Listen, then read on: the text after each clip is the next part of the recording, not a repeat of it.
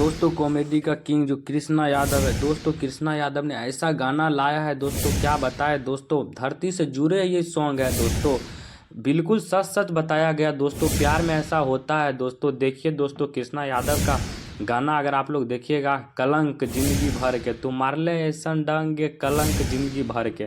दोस्तों ये वीडियो देख के ना आप लोग को खुद इमोशनल हो जाएगा दोस्तों। पहले आप लोग वीडियो देखिए कृष्णा यादव का।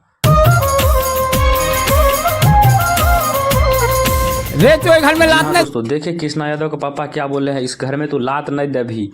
दोस्तों क्यों न बोले हैं कि दोस्तों गाना सुनिए, कलंक जिंदगी भर के। कलंक जिंदगी भर के, कलंक जिंदगी भर के, कलंक जिंदगी। दोस्तों लड़की जब मुखिया के पास जाती है तब देखिए लड़की का रिएक्शन दोस्तों, लड़की कैसे बदल जाती है, पहले वीडियो देखिए दोस्तों। तब एकरे से तब आप हड़की भी काट। नहीं मुखिया जी, हम एकरा से शादी नहीं करबे, हमार मम्मी पापा जब तक रहते उतने करबे।